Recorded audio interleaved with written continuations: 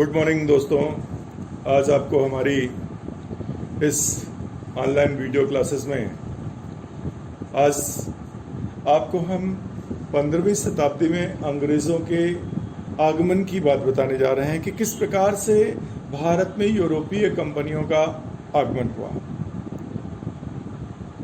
दोस्तों, यहाँ एक गंभीर बात बताने जा रहे हैं, बहुत महत्वपूर्ण बताने जा रहे हैं कि जब जब हमारे यहाँ बाजारीकरण हुआ है, एक बहुत बड़ा बाजार डेवलप हुआ, उसके पहले उसके पीछे अगर हम बैकग्राउंड देखें, उसका आधार देखें तो धार्मिक कनेक्टिविटी।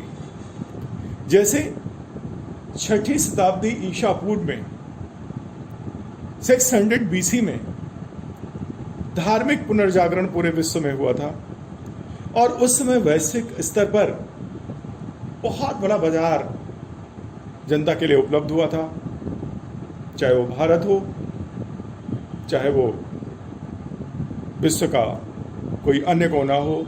संपूर्ण विश्व में उस समय भी हमारी धार्मिक पराकाष्ठा पर हमारी धर्म की पुनरावलोकन हुआ था, टेस्टिंग हुई थी। यानी जो हमारे धर्म में विभिन्न प्रकार के आडंबर और हमारे पुजारियों के द्वारा उसके रूप को डिस्टर्ब कर दिया गया था, तो उसको मूल रूप में लाने का प्रयास किया गया। और इसीलिए 6ठी शताब्दी ईसा पूर्व में हमारे यहाँ जैसे भारत में बौद्धिज्म, जैनिज्म के साथ साथ विश्व में बहुत सारे धर्मावलंबी डेवलप हुए और उसके बाद देखते हैं कि बहुत बड़ा सुदृढ़ बाजार हुआ, जिससे अर्थव्यवस्था को बहुत बड़ा फायदा हुआ। ठीक उसी प्रकार से 15वीं शताब्दी में एक बार फिर यूरोप का पुनर्जागरण हुआ, जिसके माध्यम से वैश्विक स्तर पर बाजारों का एकीकरण हुआ और अंतरराष्ट्रीय स्तर पर एक बहुत बड़ा बाजार डेवलप हुआ। आपको जब हम अपने भारत में यूरोपीय कंपनियों की आगमन की बात करते हैं तो हमारे यहाँ यूरोपीय कंपनियों के आगमन के देखा जाए तो दो रास्ते हैं। एक स्थल मार्ग और एक जल मार्ग।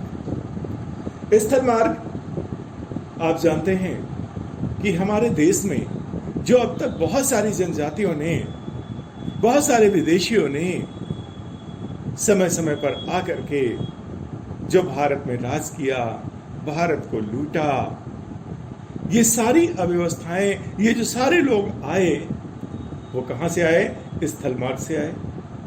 ये स्थल मार्ग क्या था?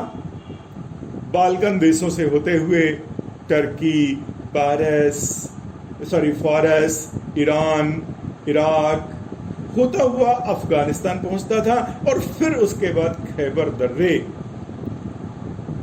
से होता हुआ कुर्रम, बोलन तथा गोमल आदि दर्रों से होता हुआ भारत तक पहुंचता था। तो साथियों, एक तो आपको ये स्थल मार्ग क्लियर हुआ। एक एक चीज मैं बड़े आराम से आपको बोल रहा हूं, इसको आप अपनी हैंड राइटिंग में, अपने नोट्स में इसको मेंशन करिए, बहुत जगह काम आने वाला है। और दूसरी अब बात बताने जा रहे हैं कि दूसरा एक मार्ग है जल, यानी समुद्री मार्ग। समुद्री मार्ग आप समझ सकते हैं कि भूमध्य सागर यानी काला सागर तथा लाल सागर, फारस की खाड़ी और अरब सागर से होता हुआ भारत पहुंचने वाला समुद्री मार्ग था।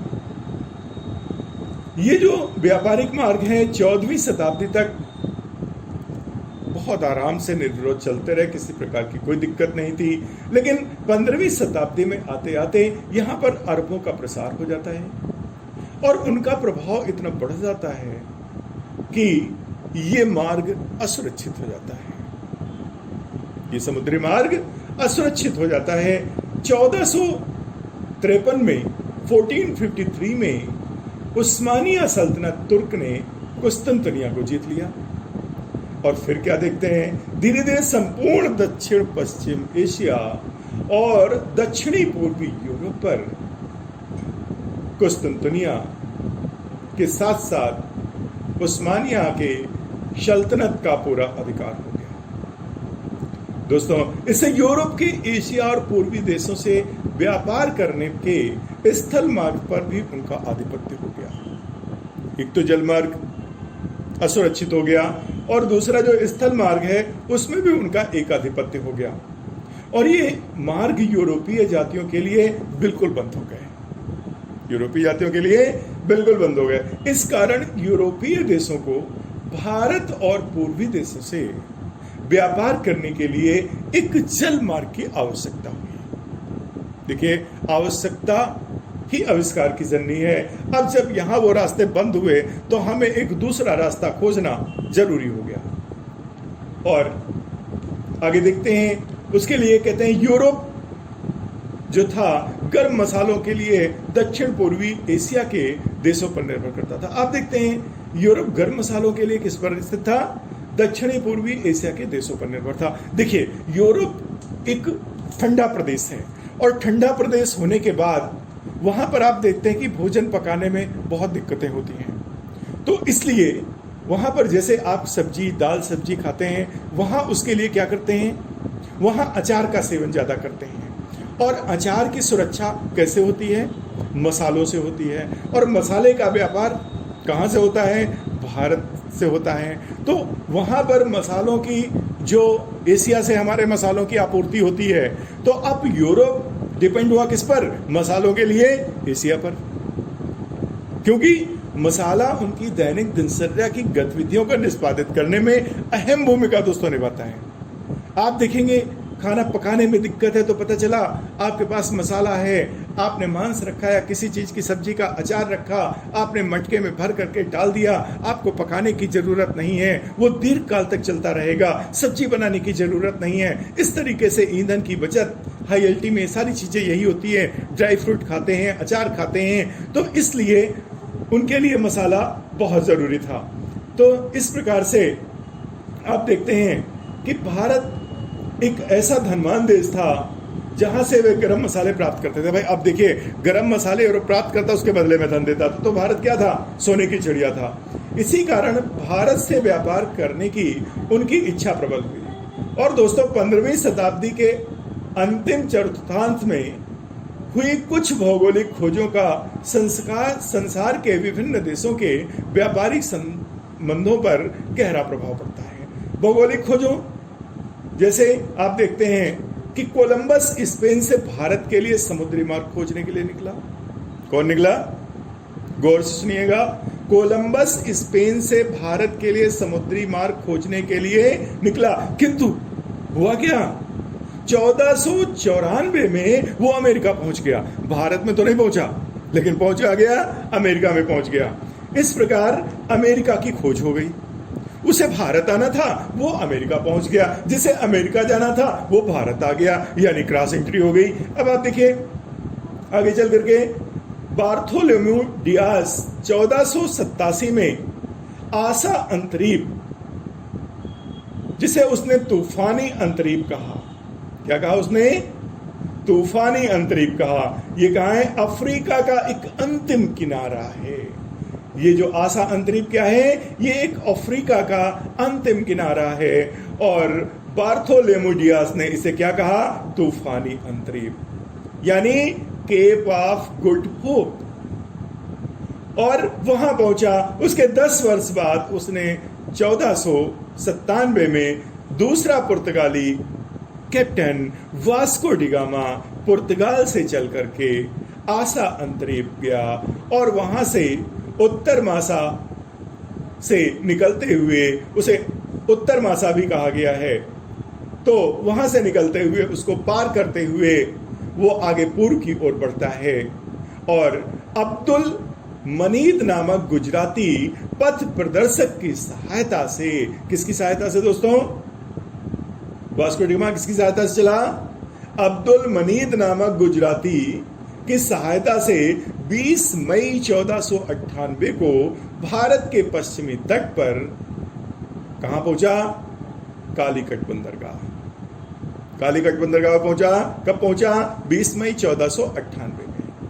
दोस्तों, इसी प्रकार भारत के लिए एक नया यूरोपीय स्थल मार्ग खोज लिया गया।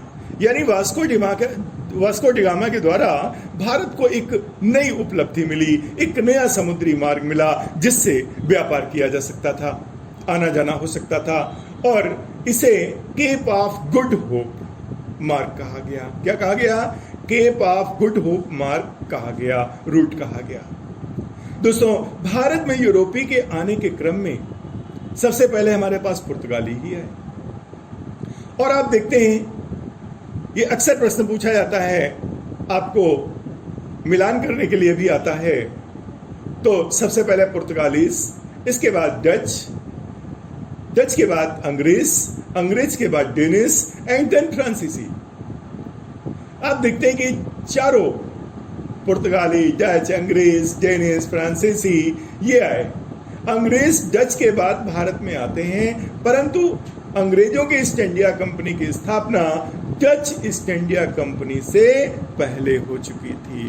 भारत में प्रवेश पहले किया, लेकिन ईस्ट इंडिया कंपनी एशिया में, पूर्वी एशिया में व्यापार करने के लिए पहले स्थापित हो चुकी थी। तो दोस्तों, इस तरीके से हमारी भारत में यूरोपीय कंपनियों का आगमन हुआ।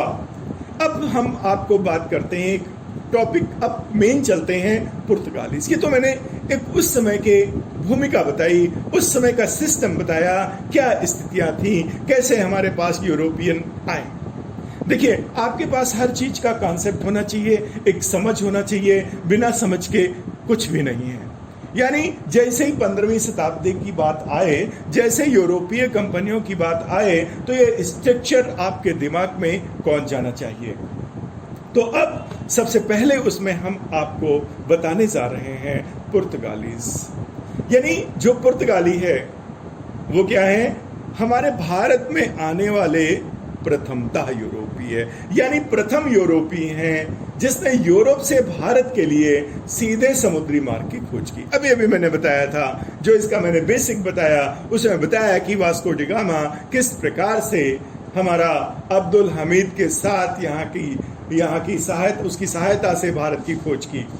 और फिर उसके बाद आप देखते हैं कि वास्को डिगामा पहला हमारा यूरोपियन था जो पुर्तगाली नागरिक यहाँ पहुंचा। वो 1498 में कालीकट के पहुंचता है कप कडाबू नामक बंदरगाह पर। कालीकट बंदरगाह है, लेकिन और नाम इसको कहते हैं कप कडाबू नामक बंदरगाह। अपना बेड़ा उतारा, जहां हिंदू शासक जमोरिन ने उसका स्वागत किया और सद्भावनापूर्ण तरीके से उसका स्वागत किया। लेकिन उसके आने से यहाँ क्या होता है? उसके आने से यहाँ अरब व्यापारी में खलबली मच जाती है, उनके अंदर वैमनस्यता हो जाती है, उनका रवैया गलत हो जाता है। और फिर क्या होता है? धीरे वास्को डिगामा पुर्तगाल के शासक डॉन हेनरिक के प्रतिनिधि के रूप में भारत में अपनी हाजिरी लगाते हैं। और भारत से लौटते समय दोस्तों, जब यहां से वो लौटे, तो लौटते समय उन्होंने क्या किया? यवन प्री यानी काली मिर्च को अपने बेड़े में लाद करके लेके गए और उससे उन्हें 60 गुना अधिक मुनाफा हुआ। और ये जो प्रॉफिट था 1060 टाइम्स, ये आग की तरह सूचना फैल गई पूरे यूरोप में और वहां एक हलचल सी मच गई कि भारत से व्यापार करना कितना अच्छा है। उधर देखते हैं 1500 ईस्वी में दूसरे पुर्तगाली अभियान के तहत पेड्रो अल्वारेज कैब्राल, कौन आया? पेड्रो अल्वारेज कैब्राल 13 जहाजों के एक बेड़े का नायक बनकर के भारत आता है। कितने जहाज थे उसमें? 13। उसका अरब व्यापारियों के साथ भीषण संघर्ष हुआ। मैंने बताया था कि जैसे पुर्तगाली आए, अरब पहले से यहाँ बसे हुए थे, तो अरबों के अंदर खलबली मच गई और उन्होंने उनके साथ रवैया गलत अपनाया, वह मनस्यता भरा रवैया रहा। जब यह है तो इसके साथ भी संघर्ष हुआ। अंततः अरब व्यापारी पराजित हुए और अरबों को पराजित करने के बाद कैब्राल ने कोचीन और कैन्नानोर के शासकों के साथ मित्रता स्थापित कर ली। यहाँ पर उसने क्या किया? मित्रता स्थापित कर ली। बाद में उसने अनुभव किया कि क्षेत्रीय राजाओं के आपसी विवाद से क्यों न लाभ उठाया जाए, और उसने अपना आधार बनाया कि अब हमें इनका फायदा उठाना चाहिए। और उसके बाद पुर्तगालियों ने अपनी नीति बदली। वास्को डी गामा 1502 में पुनः भारत आता है और फिर 1503 में पुर्तगालियों की कोचीन में पहली फैक्ट्री स्थापित होती है। कब दोस्तों? 1503 में पहली फैक्ट्री स्थापित होती है और फिर 1505 में कन्नूर में दूसरी फैक्ट्री स्थापित होती है। समझ में आया? पहली कोचीन और दूसरी कहां पर? कन्नूर। पुर्तगालियों ने पूर्वी जगत में यूरोप के मध्य होने वाले संपूर्ण व्यापार पर एकाधिकार कर लिया और उसके उद्देश्य से 1505 में एक नई नीति बनाई, जिसके तहत क्या किया? 3 वर्ष के लिए गवर्नर को नियुक्त करना। इस नीति के तहत एक सिस्टम बनाया कि जो भी गवर्नर होगा वो 3 वर्ष के लिए नियुक्त किया गया है। उसमें उसको क्या करना है? उसको अपनी प्रतिभा का प्रदर्शन करना है, ठीक है, कि उसने अपना कितना अच्छा काम किया, कितना प्रभाव डाला। वास्को डी गामा भारत में कुल 3 बार आया और तीसरी बार 5 सितंबर 1524 ईस्वी को पुर्तगाली वायसराय के रूप में आया। यानी पहले यूं ही आया, लेकिन तीसरी बार वो वायसराय बन करके आया और उसकी यहीं 1524 में दिसंबर माह में कोचीन में उसकी मृत्यु हो जाती है। यानी वास्को डी गामा जो पहली बार आया था वो वास्तव में देखा जाए तो तीसरी बार वायसराय बन के आया, लेकिन यहीं वो खुदा को प्यारा हो गया। इसके बाद देखते हैं 1505 में फ्रांसिस्को डी अल्मीडा, ये 1505 से लेकर के 1509 तक रहते हैं। ये पुर्तगाल का प्रथम गवर्नर था। इसका मुख्य उद्देश्य था पुर्तगालियों के दक्षिणी पूर्वी एशिया के व्यापार को सुरक्षित करना। क्या करना? दक्षिणी पूर्वी एशिया के व्यापार को सुरक्षित करना। उसने इसके लिए शांत जल की नीति अपनाई। कौन सी नीति अपनाई? शांत जल की नीति अपनाई, है ना। और उसने भारत में पुर्तगाली राज्य स्थापित करने का प्रयास आरंभ कर दिया। दोस्तों 1505 में अंसा डीवा कैन्नूर तथा किल्वा में दुर्ग स्थापित किए। कहां किए? कैन्नूर और किल्वा में दुर्ग स्थापित किए। 1509 में अल्मीडा ने गुजरात, टर्की और मिस्र के संयुक्त बेड़े को पराजित किया। बहुत बड़ा काम किया इन लोगों ने। अल्मीडा ने क्या किया? गुजरात में टर्की, मिस्र के संयुक्त बेड़े को पराजित किया। इस विजय के परिणाम स्वरूप पुर्तगाली नौसेना हिंद महासागर में अधिक शक्तिशाली हो गई। आप देखते हैं जब किसी बड़े आदमी को आप पराजित कर देते हैं तो आपकी शक्ति ज्यादा मान ली जाती है और आने वाले कुछ समय के लिए हिंद महासागर में पुर्तगालियों का आधिपत्य हो गया। पुर्तगाली सागर कहा जाने लगा। उसके बाद दोस्तों 1509 से 1515 तक अल्फांसो डी अल्बुकर्क भारत में पुर्तगाली शक्ति की वास्तविक नींव रखने वाला कहा जाता है। अल्फांसो डी अल्बुकर्क जो सर्वप्रथम 1503 ईस्वी में जहाजी बेड़े का नायक बन करके आया था और उसी समय 1503 में उसे कोचीन में पुर्तगालियों के प्रथम दुर्ग का निर्माण करवाने का श्रेय जाता है और 1509 में वह पुर्तगालियों का गवर्नर बन के आया। आप देखते हैं यहाँ का वो एक्सपीरियंस होल्डर था, उसको बना करके भेजा। ये हर जगह का नियम होता है। 1510 में गोवा की समृद्ध बंदरगाह पर अधिकार कर लिया, जो उस समय बीजापुर के यूसुफ आदिल शाही सुल्तान के अधीन था। उसकी समय पुर्तगाली भारत की सबसे बड़ी शक्ति बन करके उभरे। पश्चिमी समुद्र तट पर उनकी तूती बोलने लगी। गोवा को अधीन करने के साथ ही साथ भारत के क्षेत्रीय पुर्तगाली राज्य की स्थापना हो गई और 1511 में अल्बुकर्क ने मलक्का पर और 1515 में फारस की खाड़ी में होमुर्स बंदरगाह पर अधिकार कर लिया और अल्बुकर्क ने स्थायी पुर्तगाली आबादी बसाने के दृष्टिकोण से स्वदेशवासियों को भारतीय महिलाओं से विवाह करने के लिए प्रोत्साहित किया। भारतीय महिलाओं से विवाह करने के लिए प्रोत्साहित किया, लेकिन वह मुसलमानों को काफी परेशान करता रहा। क्या करता रहा? मुसलमानों को काफी परेशान करता रहा। उसने अपने क्षेत्र में सती प्रथा बंद करवा दी। इस प्रकार वह राजा राम मोहन राय का पूर्वगामी था, कह सकते हैं, क्योंकि आपको पता है विलियम बेंटिंग के बाद आप देखते हैं कि राजा राम मोहन राय ने विलियम बेंटिंग की मदद से ही उन्होंने सती प्रथा को बंद कराने का पूरा प्रयास किया था और बंद हुई थी, तो इसको पूर्वागामी कह सकते हैं। इसीलिए उसको वास्तविक संस्थापक कहा जाता है। इसके बाद यहां पर गवर्नर आते हैं नीनो डी कुन्हा।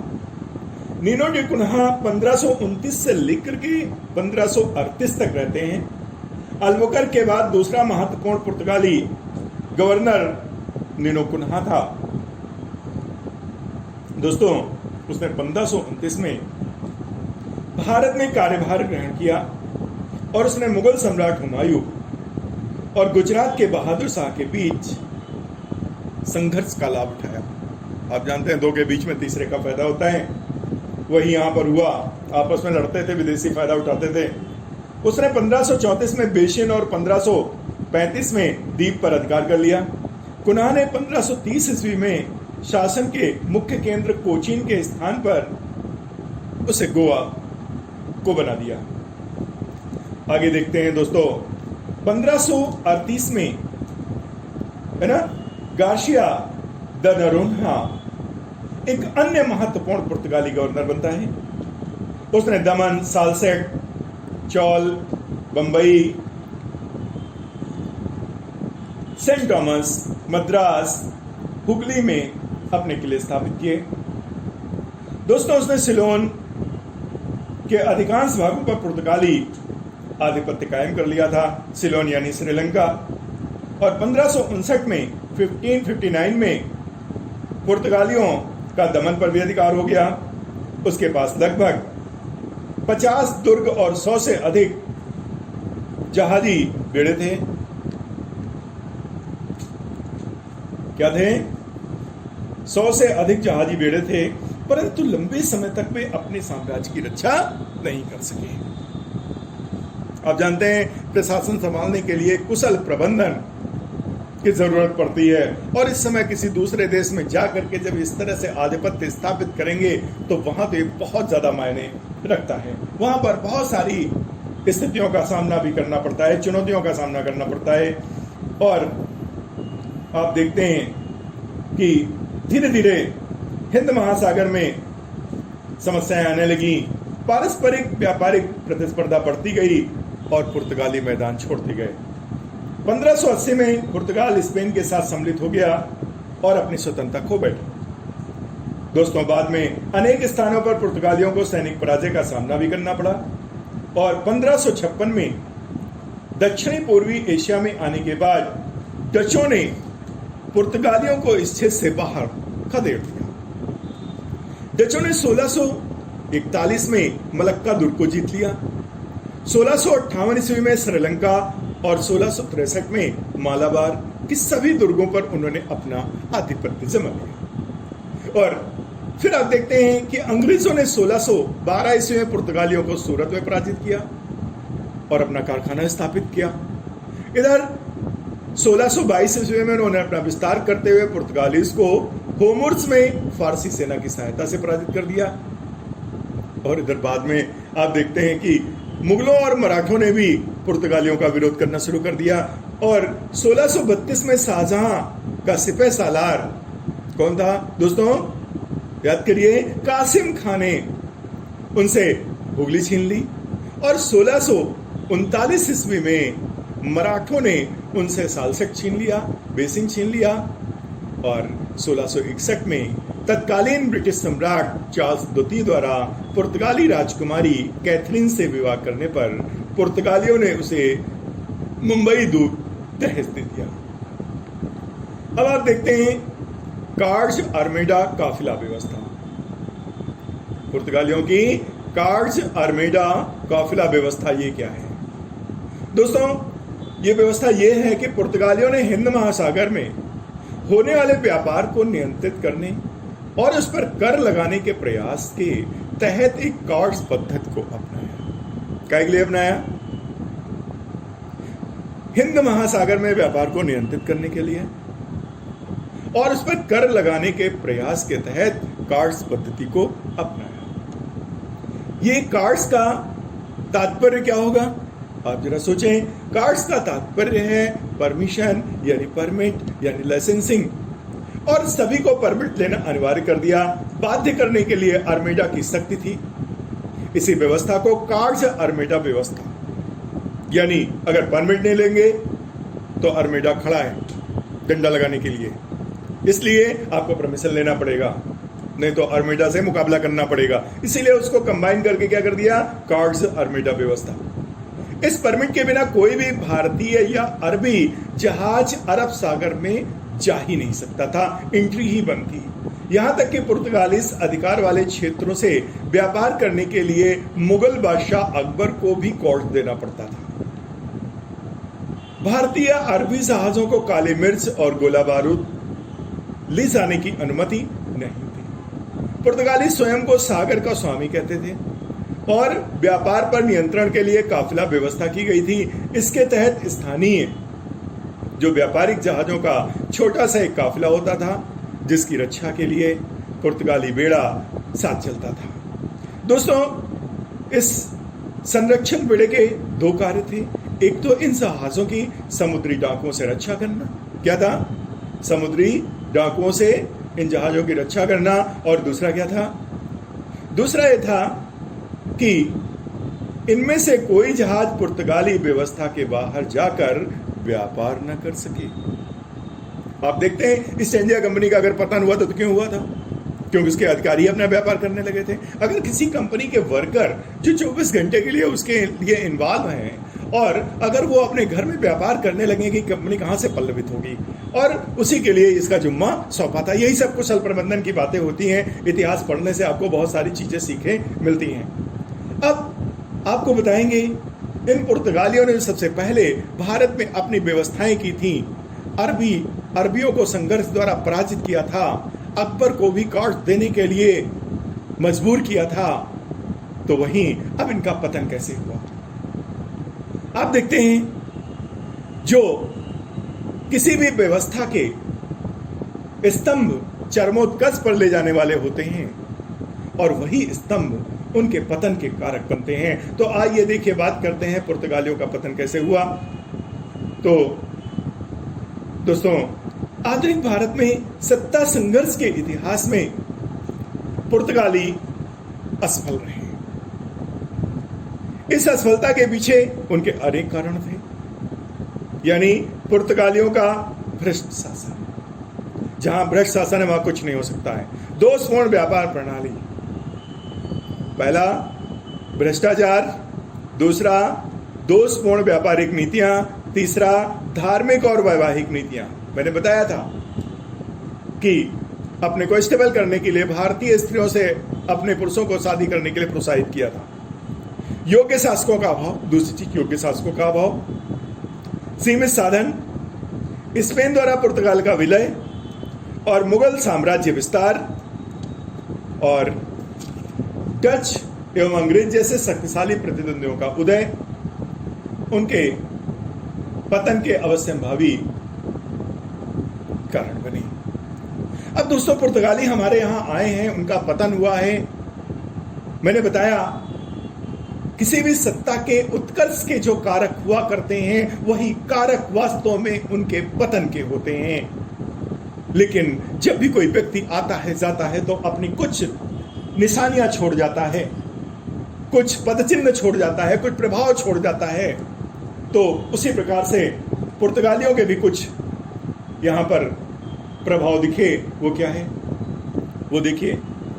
पहली बार भारत सहित एशिया के देशों के संसाधनों का दोहन करने वाली व्यापारिक शक्ति पुर्तगाली बनी। प्राकृतिक संसाधनों को दोहन करने वाला पहले कौन, अंग्रेजों ने खूब किया, लेकिन सबसे पहले कौन बना, पुर्तगाली। सर्वप्रथम भारत जापान व्यापार आरंभ करने का श्रेय भी इन्हें प्रदान किया जाता है। भारत जापान व्यापार का श्रेय भी इन्हीं को जाता है। पुर्तगालियों ने राजनीतिक परिवर्तन की भी सूत्रपात किया, उनके आने से भी फर्क पड़ा। एशियाई सामुदायिक गतिविधियों में राजनीति को समाविष्ट हुआ। अपनी शक्ति स्थापना हेतु बल प्रयोग का सहारा लिया। उनके इस गतिविधि का सर्वाधिक शिकार मुसलमान हुए। पुर्तगालियों ने अरबों और तुर्कों से सबसे पहले संघर्ष इसलिए किया कि प्रथम दृष्टि में मुसलमानों को ही अपना निशाना बनाया जा सके। पुर्तगाली ईसाई मिशनरियों ने भारत में धर्म परिवर्तन के लिए प्रयत्न किए। 1540 में गोवा में प्रति सुधारवादी विचारधारा जेसुइटों के आने से धर्म परिवर्तन की गतिविधियां तीव्र हुई, यानी गतिविधियां बढ़ी। यहां पर 1540 में गोवा के सभी मंदिर नष्ट कर दिए गए। ये देखिए प्रभाव आने का। 1573 में बारदेत था। 1584 और 1587 के मध्य सालसेट के मंदिर भी तोड़ दिए गए। 1560 ईस्वी में गोवा में ईसाई धार्मिक न्यायालय की स्थापना की गई। ये देखिए उनका प्रभाव, जिसका उद्देश्य ईसाई धर्म विरोधियों को दंडित करना था। अमेरिका से तंबाकू, मूंगफली, आलू, मक्का, पपीता और अमरूद का भारत में प्रवेशन और पुर्तगालियों ने ही कराया। बादाम, लीची, संतरा, क्या बादाम, लीची, संतरा, अनानास एवं काजू का प्रवेशन अन्य देशों से भारत में पुर्तगालियों के माध्यम से ही हुआ। जहाज निर्माण, प्रिंटिंग प्रेस की स्थापना भारत में पुर्तगालियों ने की। भारत में गोथिक स्थापत्य कला का आगमन भी पुर्तगालियों से आता है और औषधीय वनस्पति से संबंधित पहले वैज्ञानिक ग्रंथ का प्रकाशन 1563 में गोवा में हुआ। तो इस तरीके से दोस्तों किसी भी व्यक्ति के आने और जाने से प्रभाव पड़ते हैं। आदमी अच्छा है, बुरा है, ये बात की बात है, लेकिन उसके आने जाने से प्रभाव पड़ते हैं। आप देखते हैं कि हमारे यहाँ जितनी भी जातियां, जितनी भी विदेशी जनजातियां हमारे यहाँ कबीले आए, शासन किया, उनके हम पर प्रभाव पड़े और हमारे भी प्रभाव वो साथ लेकर के गए। ऐसा होता ही नहीं कि एक दूसरे के प्रभाव ना पड़े। तो इनके आने से आप देख रहे हैं कि यहाँ पर मंदिरों का तोड़ा जाना है ना। उसी के बाद आप देखते हैं कि इनके आने से यहाँ पर प्रिंटिंग प्रेस है ना, स्थापत्य कला है ना। तो ये सारी चीजों का आदान प्रदान यहीं से होता है। इसके साथ पुर्तगालीज के बाद अब आता है आपके पास दूसरा यूरोपियन। कौन आता है? सोचें जरा अपने आप में। डच। हॉलैंड या ये नीदरलैंड के निवासी थे। डच कहां के थे? हॉलैंड या नीदरलैंड के निवासी थे। कार्लेनियस डेहस्तमान के नेतृत्व में जो पहला डच अभियान 1556 में हुआ और तदोपरांत डचों ने भारत एवं पूर्वी जगत की कई सामुदायिक यात्राएं संपन्न की। और देखते हैं 1602 में डच संसद द्वारा पारित एक प्रस्ताव के तहत वेरेनिग्दे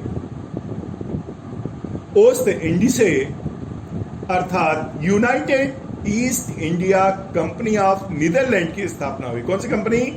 United East India Company of Netherland की स्थापना हुई। इस प्रस्ताव द्वारा डच संसद ने अपनी कंपनी को 21 वर्षों के लिए भारत और पूर्वी देशों के साथ व्यापार करने, युद्ध छेड़ने, संधि करने, भूमि प्राप्त करने, दुर्ग बनाने संबंधी अधिकार दिए। यानी इसने सबसे पहले सारे अधिकार मेंशन कर दिए।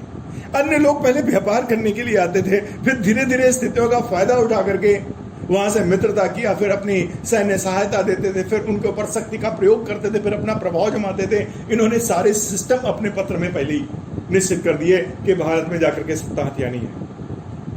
तो इस प्रकार से उन्होंने अपने इस पत्र के द्वारा सारे अधिकार दे दिए। इस कंपनी की संयुक्त पूंजी 65 लाख गिल्डर थी।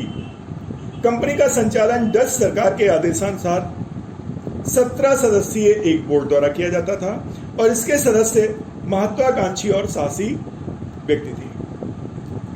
दोस्तों, डचों के आगमन के समय पुर्तगालियों का पूर्वी व्यापार पर एकाधिकार था। उस समय जब ये आए, इस डच काली मिर्च एवं अन्य मसालों के व्यापार हेतु वास्तव में ये इंडोनेशिया पर निर्भर थे, अतः पुर्तगालियों से डचों का संघर्ष होना तय था, यानी कह सकते हैं अपरिहार्य था।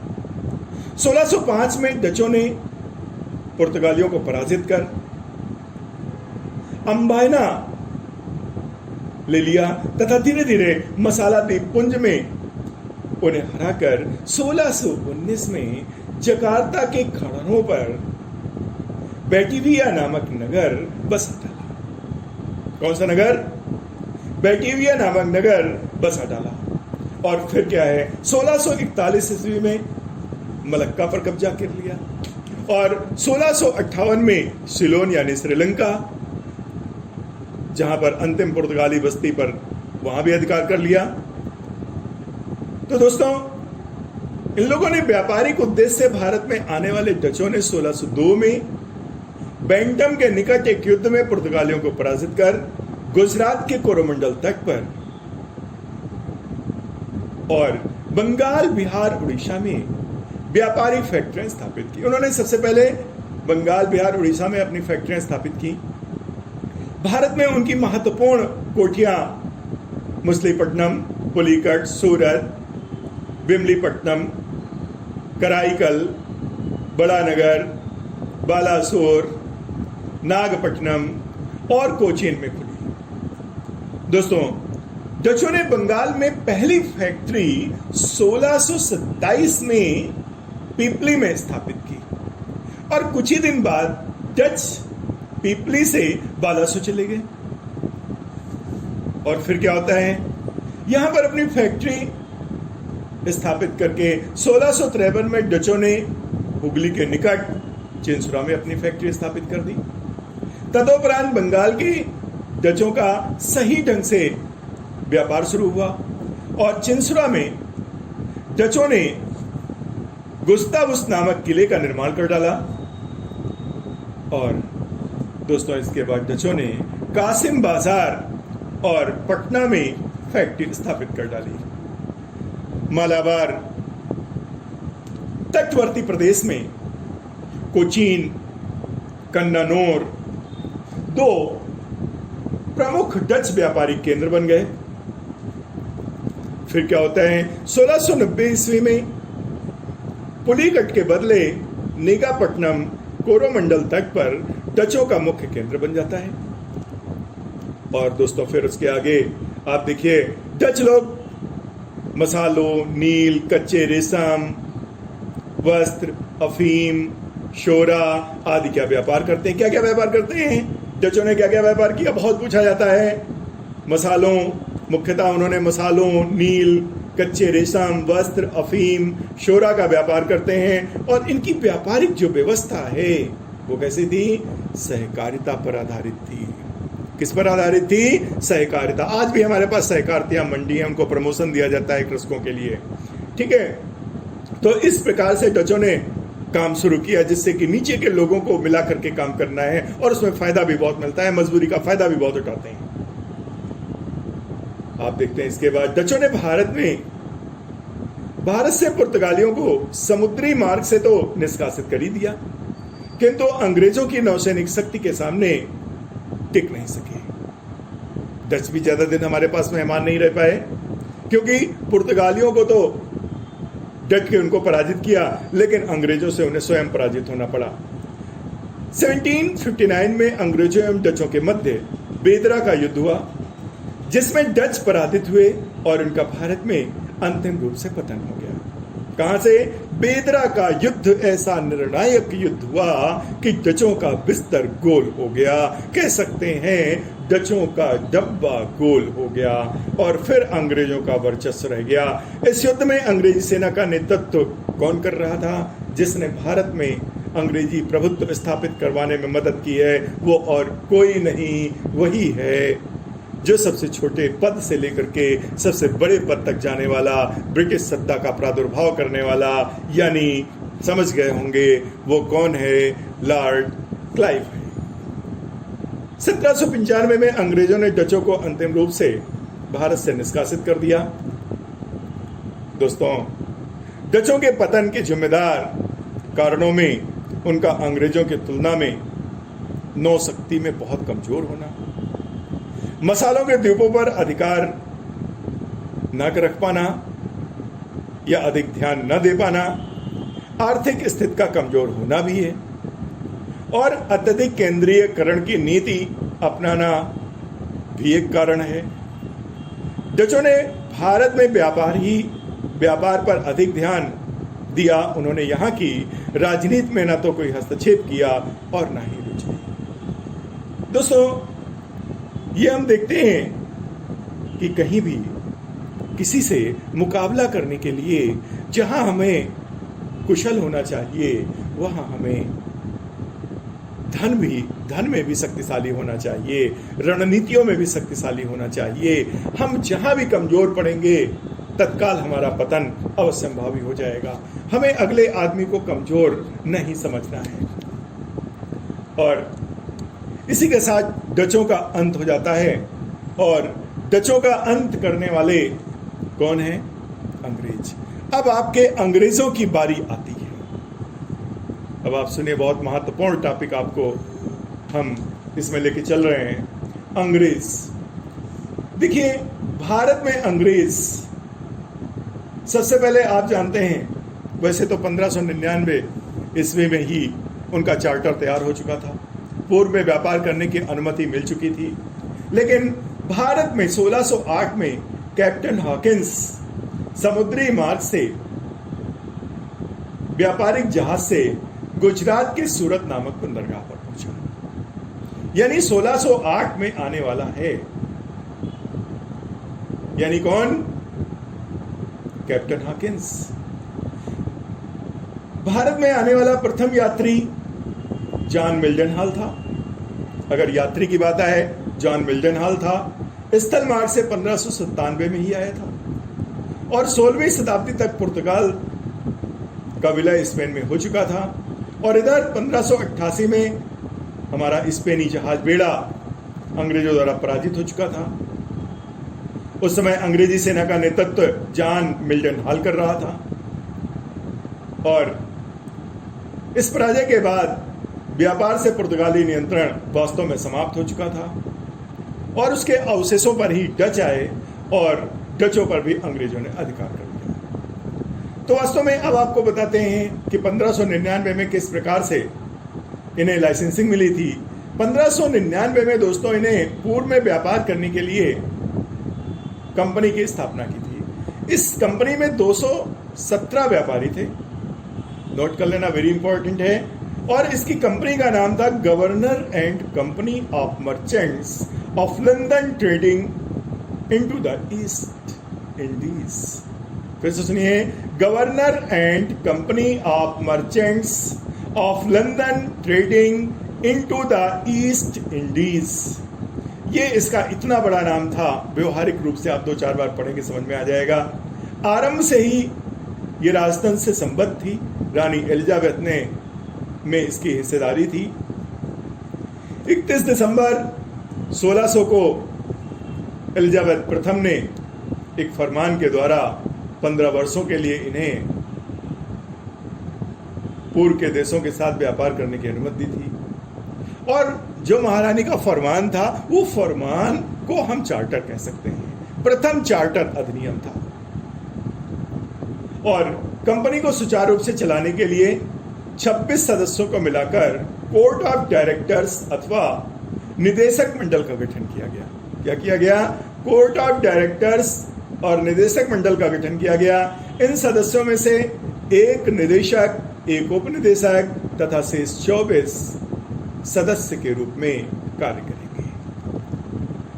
दोस्तों, अंग्रेजी ईस्ट इंडिया कंपनी की ओर से पहली जो समुद्री यात्रा 1601 से 3 में की गई थी, इस वर्ष उसके जहाज इंडोनेशिया के मसाला द्वीप गए थे। कंपनी ने 1608 में भारत के पश्चिमी तट पर सूरत में एक व्यापारी कोठी खोली, और इस व्यापारी कोठी को गोदाम या कारखाना भी कहते थे। राजा जेम्स प्रथम के एक पत्र के साथ कैप्टन हॉकिंस भारत आए थे, और 1609 में मुगल सम्राट जहांगीर के दरबार में गए।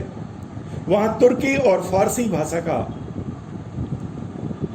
ज्ञानी था ही। और उसने हॉकिंस का मित्र की तरह स्वागत किया और उसे 400 का मनसब तथा एक जागीर और खान की उपाधि प्रदान की। सबसे प्रभावित करने वाला था कि कैप्टन हॉकिंस तुर्की और फारसी दोनों का ज्ञाता था और इसीलिए जहांगीर ने उसे मित्रतापूर्वक व्यवहार किया और उसे 400 का मनसब, एक जागीर तथा खान की उपाधि डाली। उसने अपने बादशाह से सूरत में एक कंपनी खोलने की अनुमति मांगी और मुगल दरबार ने पुर्तगाली प्रतिद्वंदी सौदागरों के कारण यह अनुमति शीघ्र ही रद्द कर दी। 1611 में हॉकिंस इंग्लैंड लौट गया और 1613 ईस्वी में जहांगीर ने एक ज्ञापन पत्र के द्वारा अंग्रेजों को सूरत में स्थायी रूप से कोठी स्थापित करने की अनुमति दी। पहले अनुमति दे करके उसको रद्द कर दिया, दोबारा जो है इसको 1613 में जहांगीर ने एक आज्ञा पत्र के माध्यम से स्थायी रूप से कोठी खोलने की अनुमति दी। आगे देखते हैं अंग्रेजों के लिए हॉकिंस की वापसी के पश्चात 1615 में जेम्स प्रथम ने कंपनी की ओर से सर टॉमस रो को भेजा। हॉकिंस के बाद कौन आया? सर टॉमस रो को मुगल दरबार में भेजा और जहांगीर की कृपा पाने में वो असफल हुआ। लेकिन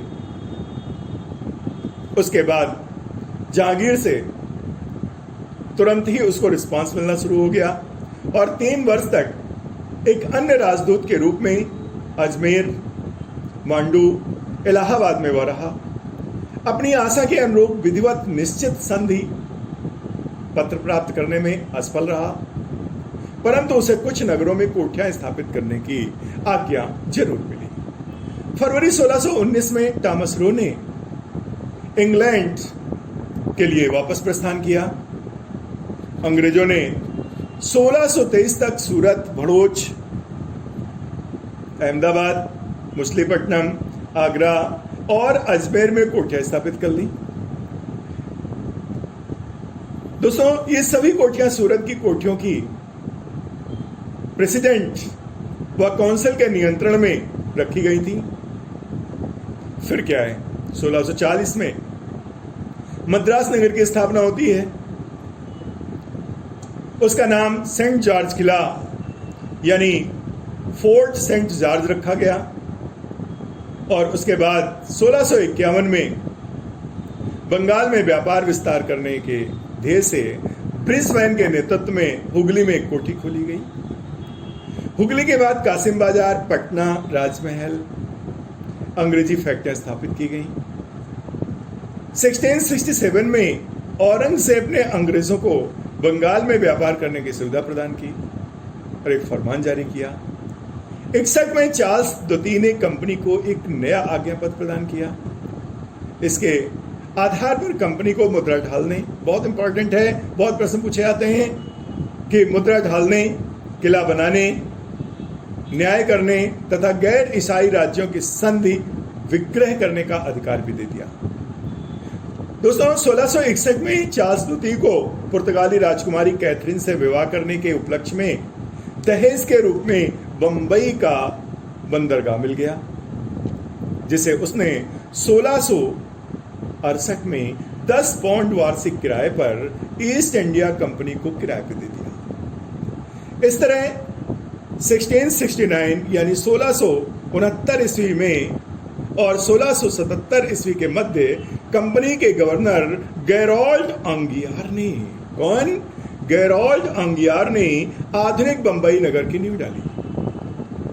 फिर क्या है, 1687 ईस्वी में ईस्ट इंडिया कंपनी का मुख्यालय सूरत से बंबई लाया गया और 1690 में बंगाल के नवाब इब्राहिम खान ने कंपनी को निमंत्रण दिया और 1690 में ही जाब चारनाक ने सूतानदी में एक अंग्रेजी कोठी की स्थापना की।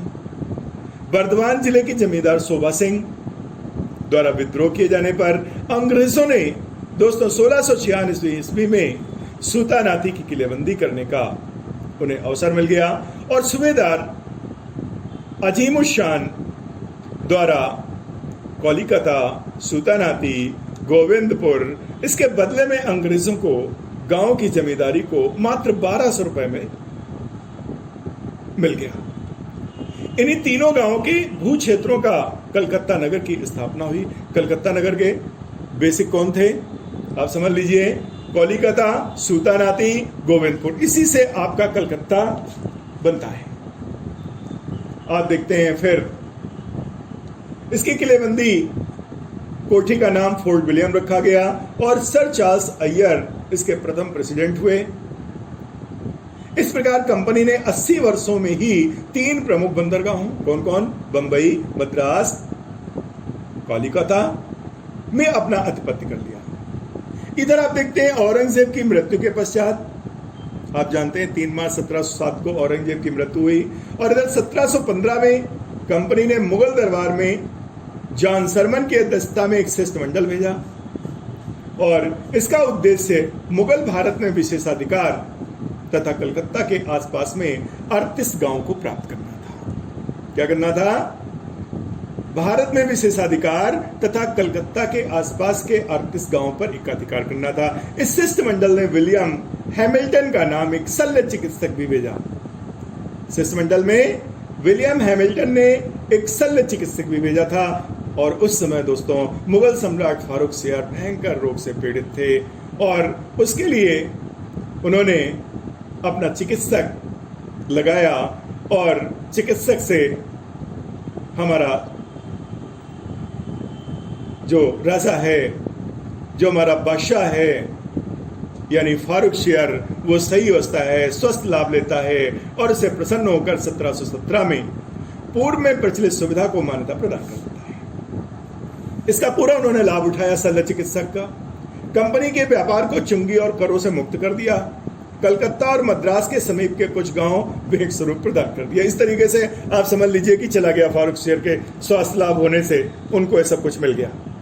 साथ ही कंपनी द्वारा बंबई की टकसाल से जारी किए गए सिक्के को मुगल साम्राज्य ने मान्यता दे दी। ये बहुत बड़ी सफलता थी और इस फरमान को कंपनी का महाधिकार पत्र यानी मैग्ना कार्टा मान लिया गया। इस प्रकार कंपनी की स्थिति पहले से और सुदृढ़ हो गई और इसका भारत के एक भूभाग पर अधिकार भी हो गया।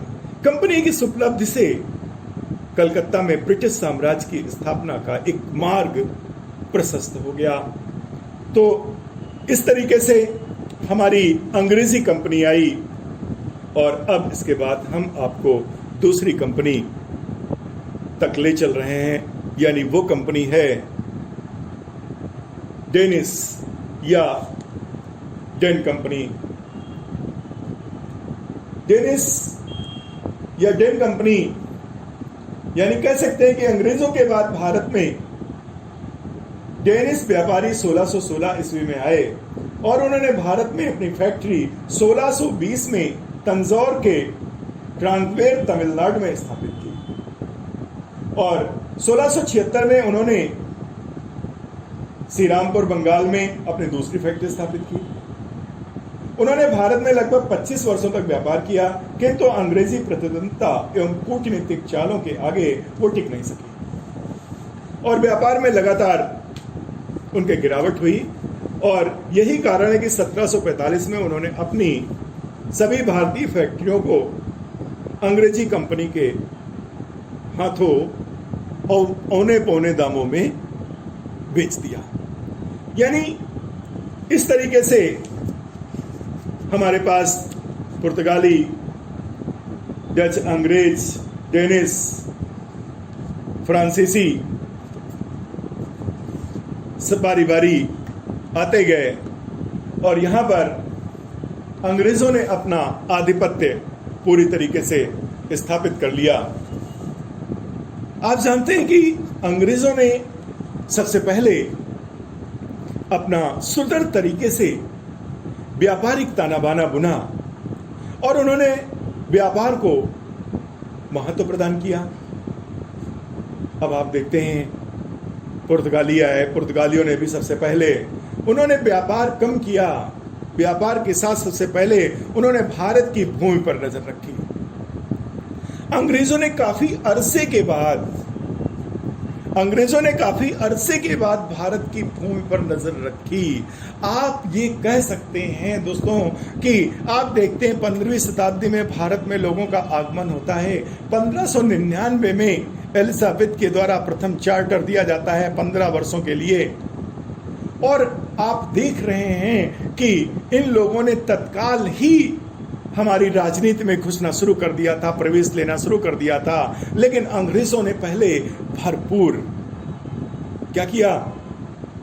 व्यापार किया। आप देखते हैं 1608 में अगर आया, तब से लेकर के आप देख लीजिए कि हमारा प्लासी के युद्ध से राजनीतिक पराकाष्ठा का उदय होता है ईस्ट इंडिया कंपनी के माध्यम से।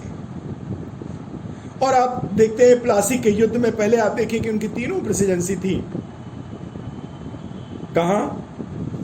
मद्रास, बॉम्बे और बंगाल। मद्रास बॉम्बे डेवलप थी। बंगाल में आप देखिए सिराजुद्दौला यहां किसी को छिटकने नहीं दे रहा था, छोटी मोटी रियायतें देकर के इनका काम चल रहा था। इनकी अभेद सुरक्षा की व्यवस्था में सिराजुद्दौला ने किस प्रकार से अवरोध जताया था, लेकिन अंग्रेजों ने अपनी कूटनीति और कह सकते हैं भारतीयों के या सिराजुद्दौला के आस्तीन के सांपों की वजह से अंग्रेजों से उन्हें मुंह की खानी पड़ी। शायद सिराजुद्दौला के अगर सेनापति उसको पेट ना दिखाते, उसके साथ धोखा ना करते, अंग्रेजों के साथ ना मिलते, तो शायद अंग्रेजों का भी यह सपना कभी ना पूरा होता। लेकिन सिराजुद्दौला के दो सेनापति चंद पैसों में क्लाइव से बट गए। आप देखते हैं कि वो काल कोठरी जिसमें सिराजुद्दौला ने सबको बंद कर दिया था, वो एक व्यक्ति छूटा और वो बचा, और 2-2.5 महीने के बाद मद्रास पहुंचा, और फिर क्लाइव से मुलाकात होती है, और रॉबर्ट क्लाइव उस टीम ने विचार किया। फिर धीरे धीरे 2-3 माह लग जाते हैं यहाँ आने के लिए, और आने के बाद उनके सेनापतियों को किस तरीके से चंद टुकड़ों में, चंद रुपयों में लालच दे करके उनको वो अपनी टीम में मिलाने का प्रयास करते हैं, और वो बड़ी आसानी के साथ मिल जाते हैं। दोस्तों, भारत में इतने लोगों ने शासन किया। भारत की सबसे बड़ी कमजोरी रही कि भारत में हर व्यक्ति के साथ उनके आस्तीन के सांपों की कमी नहीं रही। भारत का आदमी जिस थाली में खाता है उसी में छेद करने में पीछे नहीं रहता है, और यही हमारे जितने भी शासक आए उसका कारण यही रहा। और सिराजुद्दौला बिना लड़े ही हार जाता है। जब सेनापति बिक गए तो सिराजुद्दौला क्या करेगा, और इस तरीके से सिराजुद्दौला का सर काट लिया जाता है, और अंग्रेजों का साहस बढ़ जाता है। और प्लासी के युद्ध से अंग्रेजों की राजनीतिक दृष्टिकोण क्लियर हो जाता है, और उनको ये एहसास हो जाता है कि अब वो अपना राजनीतिक कस्ता लपेटने में कोई कोताही नहीं रखेंगे। शीघ्र ही वो अब व्यापार के बजाय भूभाग पर अधिकार करना शुरू कर देंगे। यानी पहले उनका उद्देश्य था व्यापार करना, और फिर जब भूभाग को उन्होंने अर्जित करना शुरू कर दिया, तो उन्होंने, आप देखते हैं कि संवैधानिक सुधारों में बताया गया है कि व्यापारिक गतिविधियों को बंद कर दिया, राजनीतिक गतिविधियों को प्राथमिकता दिया, और उन्होंने कहा व्यापार नहीं भूभाग हमारा नारा है। और इसी तरीके से हमारा जो प्लासी का युद्ध होता है, और उसके बाद बक्सर के युद्ध से हमारी अंग्रेजों की राजनीतिक व्यवस्था सुस्पष्ट हो जाती है, और वो मजबूत हो जाते हैं भारत की राजनीति में प्रवेश करने का, और यहीं से वो राजनीतिक पराकाष्ठा में आ जाते हैं। इस तरीके से अंग्रेजों ने 1.5 साल भारत के साथ व्यापार किया और व्यापार में उन्होंने बहुत रेवेन्यू दिया, बहुत टैक्सेस दिया, लेकिन जब उन्होंने भारत की राजनीति में प्रवेश किया तो जो दिया था साथ में उसके बोनस के साथ यहां से वापस लेकर के टेम्स नदी में सब कुछ छोड़ दिया। यानी ऐसी अर्थव्यवस्था बनाई कि जो भारत में दिया था देने के साथ साथ भारत का भी लेके इंग्लैंड चले गए और फिर निचोड़ करके तब भारत को जो है स्वतंत्रता दिलाई। इस तरीके से अब आपको अगले वीडियो में हम आपको फ्रांसीसियों के बारे में बताएंगे। इसी के साथ धन्यवाद।